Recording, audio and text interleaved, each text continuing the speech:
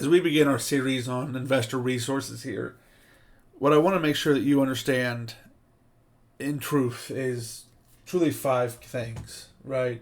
Deal vetting, risk mitigation, forecasting, operational based questions, and what's at risk.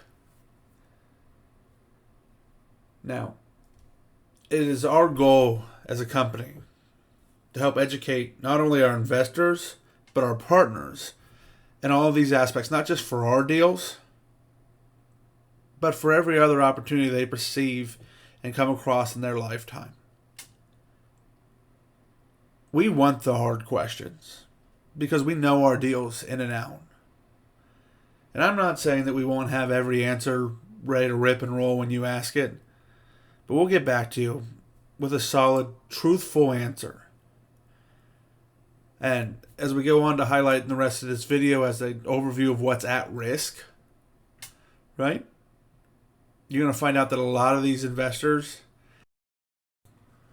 risk their money without doing the proper research.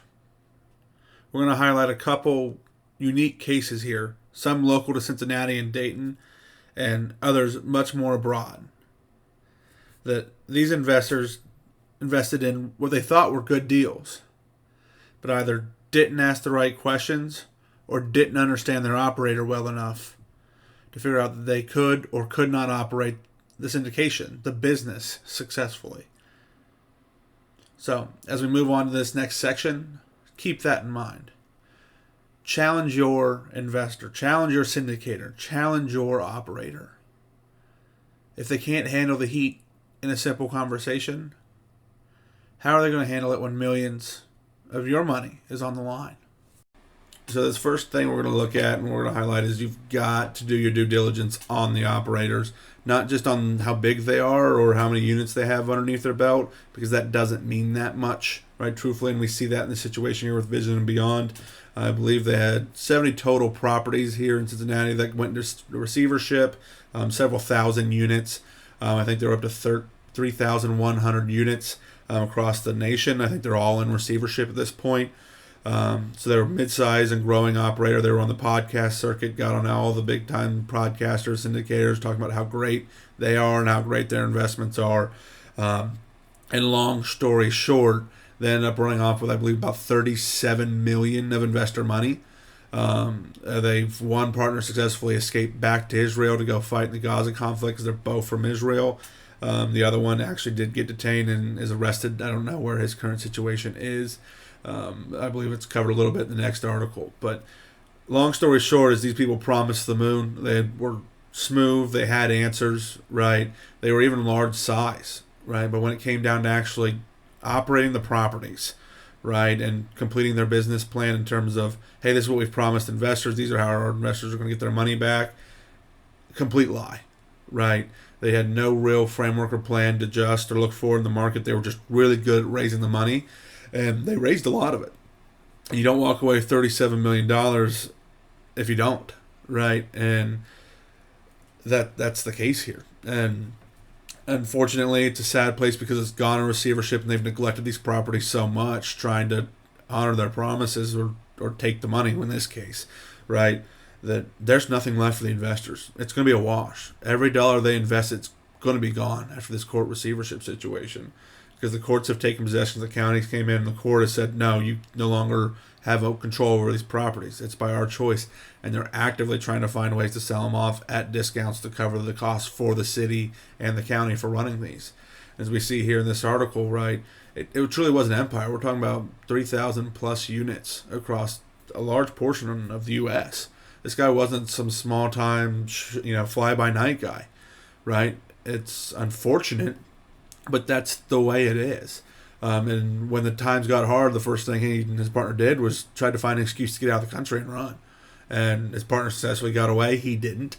And that's the way this works. They falsified and lied to investors. They falsified and lied on loan docs and cross-collateralized assets, right? And set it up in a way that there was no money for anybody. Right, they took every penny out of this deal that they could get from the banks, from investors, and ran.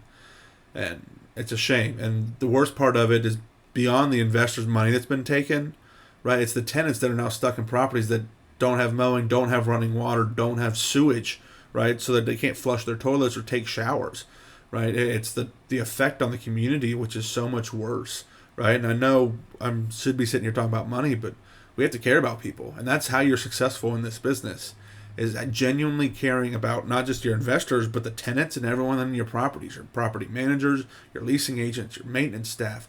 Every portion of this process has to be in unison together if you're going to be successful. And what we found here with them, and this example of it, is they were really good on the money raising side, right? They were not great operators, right? They failed to operate their units successfully for profit.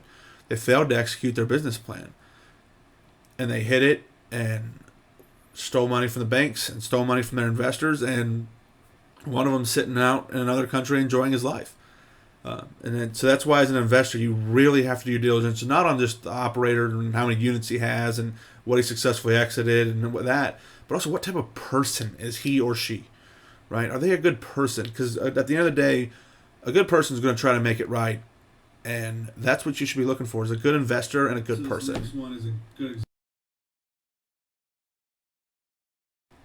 So this next segment is a really great example on why you need to find an operator, an asset management team that understands the onboarding process of these units, right? And isn't just good at raising funds, but understands how to make this transition as smooth as possible and document and protect yourself. So what we're seeing here is, in this situation, is in Dayton there was a smaller 20 unit that got bought. And let's just say there's been some significant code violation issues on the property. The current owner is nowhere to be found, right? They can't get a hold of him. The former owner is throwing the new owners completely under the bus, saying all of these issues did not occur underneath me. And that may or may not be true, right? But he is saying the blame is 100% on the new owners. It's their responsibility. These issues didn't exist while I was here. And you should go after the new owners and sue them and find them and attack them.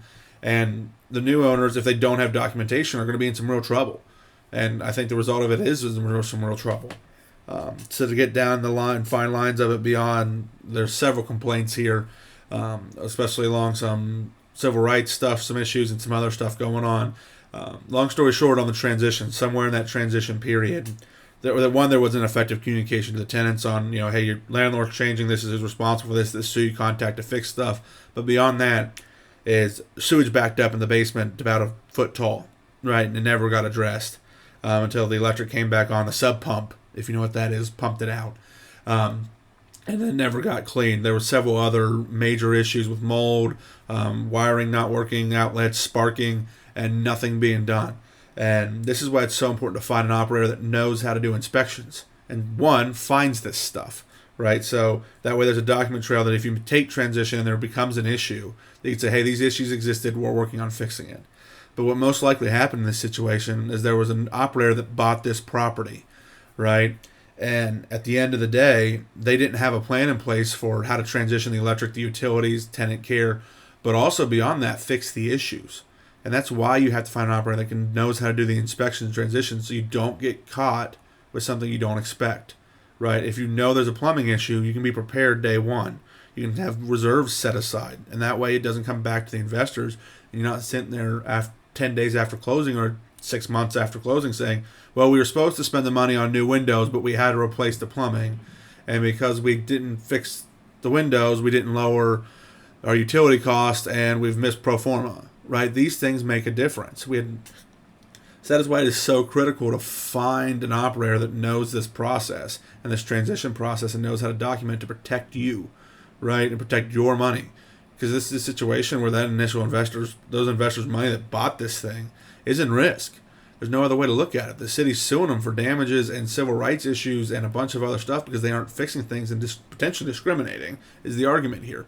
Now, we're not going to get into any of that piece of it, right? But there's a real legitimate issue here, right? And it's because somebody invested in an operator and invested funds into a project without knowing how to inspect the unit and knowing how to transition the unit successfully.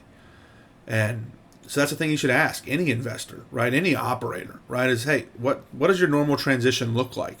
right? How do you guys go from all of a sudden no units to an additional 20, additional 100, additional 200? How does that transition work? What does that look like? And they should have an answer for you. So once again, we're sitting here talking, and I'm not talking about the specific operator, right? But an operator that had several hundred of units, right? Some in Cincinnati, right? Some in, I believe, in Atlanta, Georgia, the article references. And they had a value-add business model, right? Where they were going to buy stuff that was under market rents and not do a whole lot of work, but clean it up and raise it to market rents and make money. And that's a great business plan. And we all look for those holy grail deals, right?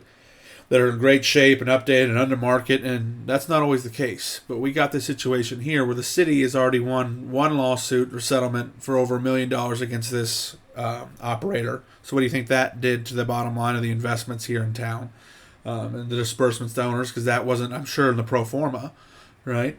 And the next piece of it is about creating a business plan, right? A pro forma is not a business plan. Having your revenue and your expenses and projection increases, that's a budget. A budget is not a business plan, right? A business plan is how you're going to execute and operate this business.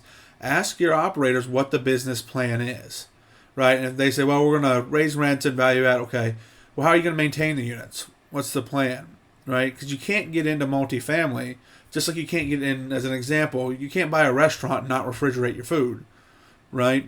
You can't get into multifamily without a plan on how you're going to deal with pests and how you're going to deal with all this other stuff. And that answer could be as simple, hey, we're going to hire a local or national property management company that has the contacts that'll deal with the operation. They're going to charge us this number, and this is where we're going to come out at. That's a part of a business plan, right? If they're going to self-operate, then you need to ask them, well, what's the plan? How often are you going to treat for these things? How often are you going to treat for pests? Who in your staff can do that, right? Did you know that you have to be licensed with the state of Ohio, right, and take a board test to be able to spray chemicals or even kill weeds on a property? Right? And this is an example of Ohio, but this is why it matters and what makes a difference, right? There's a difference between having a budget and a plan. And clearly here in this situation, they had a P&L, they had some form of business plan on the revenue side, but they lacked a business plan on how they were going to control expenses, right? And beyond controlling the expenses, take care of the units. So I promise you, when these things go to sell, they're going to list them, and they're going to list them high because they're going to have good NOIs around the properties, because they're going to write off and not show the $1 million settlement. And like with the second one, right, it's going to be a situation where they're going to go, people are going to look at the pro forma, the NOI, and think they're getting a great deal. And they're going to tour this thing, and then they're going to be in rough shape.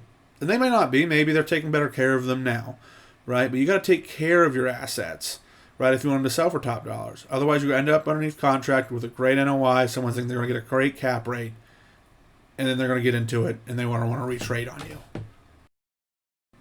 So this next part is to really just demonstrate it doesn't matter how big an operator is. Right now, obviously, this is a different space. It was this new concept of office and co-work space and some really neat stuff, and I'm not talking about the validity of the company, but at one point, WeWork was valued at over $47 billion, right, with a B, right? And today they're gone, right? And they founded in, I believe, 2010.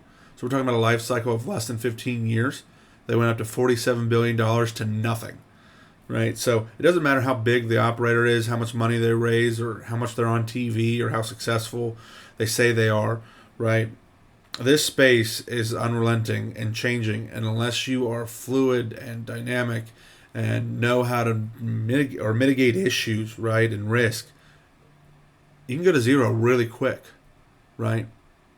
And this is a prime example of it, right? So it doesn't matter just because an operator has thousands of units, he can disappear almost overnight, right, if he doesn't have proper management and plans.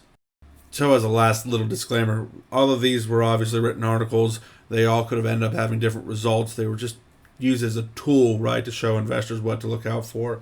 I'm not making individual commentary on these businesses. I'm sure they were all successful and people had great intents, and I'm sure they're going to rectify all these situations. But the point was to show investors that even good operators can have issues, right? So it's important to understand and know that you have to know the right questions to ask. At the end of the day, it's a risk, and anybody that invests in apartments knows that, or businesses, right, on our other end of our business, knows it's a risk. And things can always happen, but you've got to do your best to protect your investment and make sure you find operators that you know, like, and trust, And beyond all that, right, can execute a plan and are good people. And make sure they understand the plan and show you the plan and that there is a pathway forward.